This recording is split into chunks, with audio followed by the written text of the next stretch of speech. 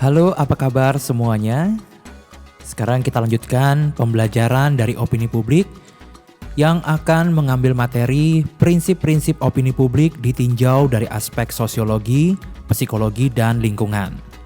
Jadi, secara umum pembelajaran kali ini adalah Anda mampu menganalisis opini publik jika dihadapkan pada peristiwa atau keadaan untuk kepentingan lembaga atau perusahaan. Setelah mempelajarinya, Anda diharapkan dapat memahami tentang prinsip-prinsip opini publik ditinjau dari beberapa aspek. Yang pertama, dari aspek sosiologi, yang kedua, psikologi, dan yang ketiga adalah lingkungan. Baiklah, yang kita bahas pertama adalah prinsip-prinsip opini publik ditinjau dari aspek sosiologi. Sosiologi itu adalah ilmu sosial yang mempelajari manusia dari sudut hubungannya dengan manusia lain dalam masyarakat. Sosiologi membatasi diri terhadap persoalan penilaian, artinya sosiologi tidak menetapkan atau memberikan petunjuk-petunjuk yang menyangkut kebijaksanaan kemasyarakatan dari proses kehidupan bersama tersebut. Sosiologi bertujuan untuk menghasilkan penelitian-penelitian dan pola-pola umum. Artinya, sosiologi meneliti dan mencari apa yang menjadi prinsip-prinsip atau hukum-hukum dari interaksi antar manusia dan juga perihal sifat dan sudut hubungan antara manusia dan proses yang timbul dari hubungan manusia dan juga perihal sifat, hakikat, bentuk, isi, dan struktur dari masyarakat manusia. Objek sosiologi adalah masyarakat yang dilihat dari sudut hubungan antar manusia dan proses yang timbul dari hubungan manusia di dalam masyarakat. Istilah masyarakat mencakup berbagai faktor sehingga sulit untuk memberikan definisi yang mencakup keseluruhan unsur-unsurnya. Masyarakat adalah orang-orang yang hidup bersama dan menghasilkan kebudayaan. Tidak ada ukuran yang mutlak tentang jumlah orang yang hidup bersama dalam masyarakat. Namun mereka berkumpul dalam waktu cukup lama dan terjadi interaksi sosial sehingga timbul sistem komunikasi di antara mereka. Individu sebagai makhluk sosial tidak dapat hidup tanpa individu lainnya dalam menghadapi alam sekeliling. Karena tidak dapat hidup sendiri, maka manusia-manusia berkelompok dan terbentuklah kelompok sosial. Suatu himpunan manusia dapat disebut kelompok sosial bila memenuhi beberapa persyaratan tertentu. Pada dasarnya, hakikat kelompok sosial bukan terletak antara kedekatan jarak fisik, melainkan pada kesadaran untuk berinteraksi. Kelompok sosial menurut bentuknya dibedakan antara kelompok sendiri atau in-group dan kelompok luar atau out-group. Keduanya penting dan saling mempengaruhi. Kelompok sendiri atau in-group itu adalah kelompok sosial di mana individu termasuk di dalamnya. Sikap-sikap ini, grup pada umumnya didasarkan pada faktor simpati dan selalu mempunyai perasaan dekat dengan anggota-anggota kelompok. Dalam menunjukkan ini, grup biasanya digunakan istilah kita atau kami. Contohnya, kelompok kami mengusulkan apa gitu ya. Dan kita harus mempertahankan rasa persatuan demi keutuhan kelompok. Nah, kemudian kalau dari kelompok luar atau out-group, ditinjau dari seorang individu. Out-group itu merupakan lawan dari in-group yang dihubungkan dengan istilah mereka. Sikap out-group ini selalu ditandai dengan suatu kelainan yang berwujud suatu antagonisme atau antipati. Contohnya, kami mahasiswa Fakultas Ilmu Ekonomi, mereka mahasiswa Fakultas Sastra. Contoh yang kedua, mereka warga RT 05, kami warga RT 04. Kelompok sendiri atau in-group itu maupun kelompok luar atau out-group itu keduanya penting karena dapat saling mempengaruhi. Perilaku dari sesama kelompok atau in-group diharapkan pengetahuan, kesetiaan, dan pertolongan. Sedangkan harapan terhadap kelompok luar atau out-group itu sangat bervariasi menurut bentuk kelompok luar itu. Misalnya, dari kelompok luar tidak dapat permusuhan. Dari kelompok luar ini mendapatkan persahabatan atau kompetisi yang lemah dan acuh tak acuh. Kemudian, Charles Horton Cooley ini mengklasifikasi kelompok sosial dalam kelompok primer dan kelompok sekunder. Untuk kelompok primer itu ditandai dengan ciri-ciri kenal mengenal antara anggota-anggota, kemudian kerjasama yang erat yang bersifat pribadi, serta hubungan sosial yang bersifat informal. Contoh dari kelompok primer yaitu keluarga, teman sepermainan, dan rukun tetangga. Untuk kelompok sekunder, ini merupakan hubungan yang bersifat formal, interpersonal dan sentimental atau berpisah-pisah, serta berdasarkan asas manfaat. Seseorang berurusan dengan orang lain bukan sebagai seorang pribadi, melainkan orang yang berfungsi menjalankan suatu peran.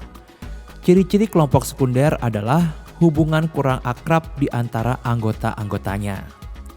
Contoh dari hubungan sekunder. Suatu bentuk jual beli, pihak-pihak yang menyediakan kontrak tersebut saling berhubungan dengan tujuan tertentu, yang hubungannya boleh dilakukan tidak dengan pribadi-pribadi pihak yang bersangkutan. Segala sesuatu yang berhubungan dengan kontrak tersebut adalah yang menyangkut hak dan kewajiban dari masing-masing pihak. Kemudian bentuk kehidupan bersama yang dikemukakan oleh Ferdinand Tönnies itu ialah Gemeinschaft atau paguyuban dan Gesellschaft atau patembayan. Gemeinschaft atau paguyuban adalah bentuk kehidupan bersama di mana anggota-anggotanya diikat oleh hubungan batin yang murni dan bersifat alamiah serta bersifat kekal. Dasar dari hubungan tersebut adalah rasa cinta dan rasa kesatuan batin yang memang telah dikodratkan. Kehidupan tersebut dinamakan juga nyata dan organis. Kemudian Gesellschaft itu merupakan ikatan lahir yang bersifat pokok dalam jangka waktu pendek, bersifat sebagai suatu bentuk dalam pikiran belaka, serta strukturnya bersifat mekanis. Dasar hubungan Gesellschaft ini ditentukan oleh proses tawar-menawar yang kemudian dituangkan ke dalam suatu perjanjian tertulis. Kelompok sosial yang tadi sudah dijelaskan tersebut mempunyai peran dan pembentukan opini publik. Masyarakat melahirkan kebudayaan yang kompleks dan menimbulkan kelompok-kelompok kepentingan. Munculnya suatu isu peristiwa atau masalah akan ditanggapi berbeda sesuai dengan kelompok-kelompok kepentingan dan menghasilkan opini. Opini yang sama dari kelompok-kelompok sosial yang diungkapkan baik melalui media massa maupun nirmasa itu akan mendapatkan tanggapan dari berbagai pihak akan menimbulkan opini publik.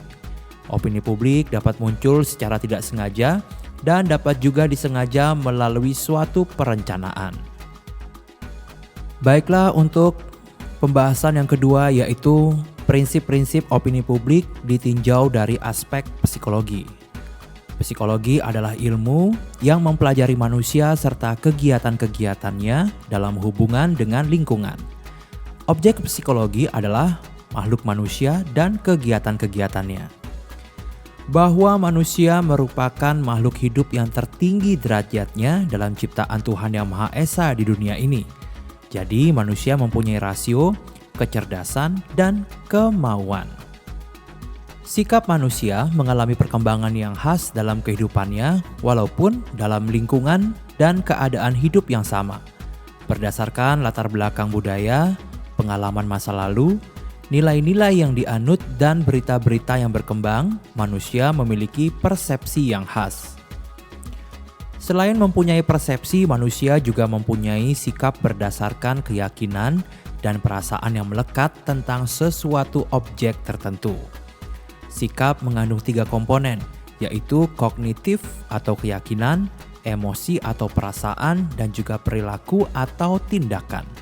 Sedangkan sikap dapat dibedakan antara sikap individu dengan sikap sosial yang dinyatakan oleh kegiatan yang sama dan berulang-ulang terhadap objek sosial.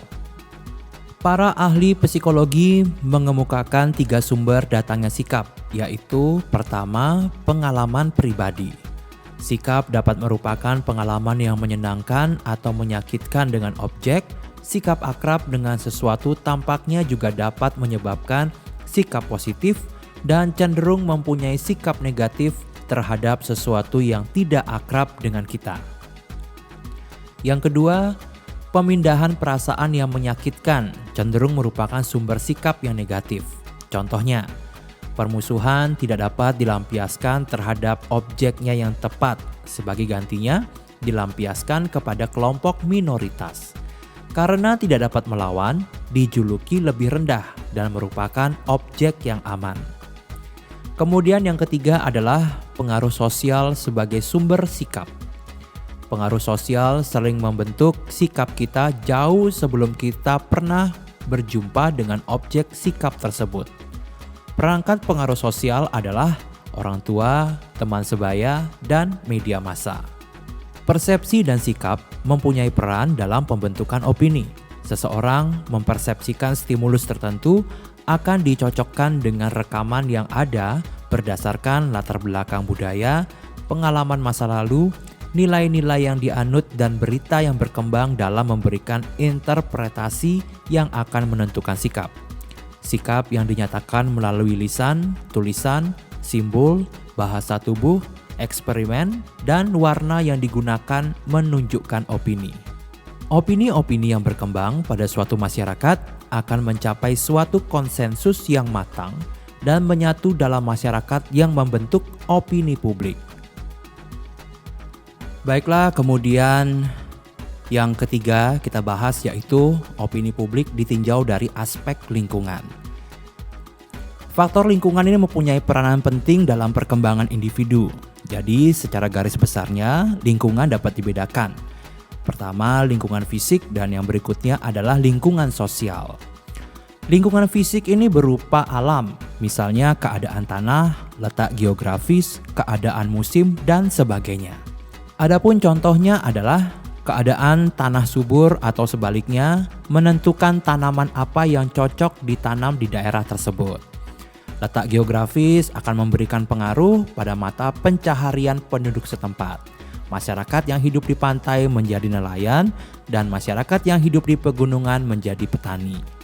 Kemudian contoh yang berikutnya, sedangkan keadaan musim berpengaruh pada jenis pakaian yang digunakan pada musim dingin atau musim panas. Selanjutnya yaitu lingkungan sosial, yaitu merupakan lingkungan masyarakat. Dalam lingkungan sosial terdapat interaksi anggota-anggota masyarakat yang satu dengan yang lainnya. Lingkungan sosial dibedakan antara lain lingkungan sosial primer, yaitu lingkungan sosial di mana terdapat hubungan yang erat antara anggota yang satu dengan anggota yang lain, saling mengenal dengan baik. Oleh karena itu, di antara para anggota telah ada hubungan yang erat. Maka sudah tentu pengaruh dari lingkungan sosial ini akan lebih mendalam bila dibandingkan dengan lingkungan sosial yang hubungannya tidak erat. Peranan lingkungan sosial primer dalam kehidupan individu besar sekali, karena di dalam lingkungan sosial primer itu, manusia pertama kali berkembang dan dididik sebagai makhluk sosial. Contoh dari lingkungan sosial primer itu adalah keluarga, rukun tetangga, kelompok kawan sepermainan, kelompok belajar, kelompok agama, dan sebagainya. Sifat interaksi dalam lingkungan sosial primer ini bercorak kekeluargaan dan bersifat simpati.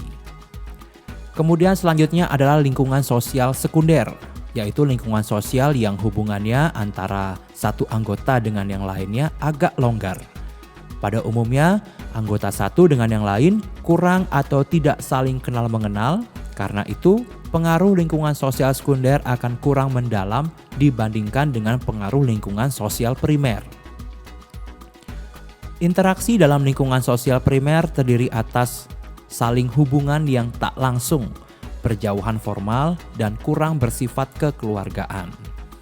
Contoh dari lingkungan sosial sekunder, yaitu partai politik, perhimpunan serikat pekerja, dan sebagainya. Sifat interaksi rasional atas dasar pertimbangan perhitungan untung rugi tertentu. Karena itu, pengaruh lingkungan sosial sekunder kurang mendalam. Menurut H. Bonner dalam Social Psychology, Menyatakan interaksi sosial adalah suatu hubungan antara dua atau lebih individu manusia, di mana kelakuan individu yang satu mempengaruhi, mengubah, atau memperbaiki kelakuan individu yang lain atau sebaliknya. Faktor-faktor yang mendasari terjadinya interaksi sosial, baik secara tunggal maupun bergabung, seperti dikemukakan oleh Bonner, yaitu A. Faktor imitasi, B. Faktor sugesti, C. Faktor identifikasi, dan yang D yaitu faktor simpati. Faktor imitasi itu dapat dirumuskan sebagai suatu proses di mana seseorang mengikuti sesuatu di luar dirinya. Imitasi dalam interaksi sosial sangat berperan. Misalnya, jika kita mengamati seorang anak yang sedang belajar berbicara dengan mengimitasi orang lain dalam mempelajari ucapan-ucapan. Kemudian, faktor sugesti. Ini memegang peranan penting dalam suatu kelangsungan interaksi sosial.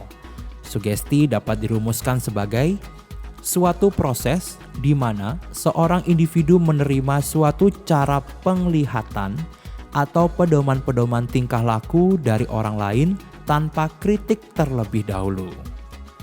Sugesti dan imitasi dalam hubungan dengan interaksi sosial hampir sama.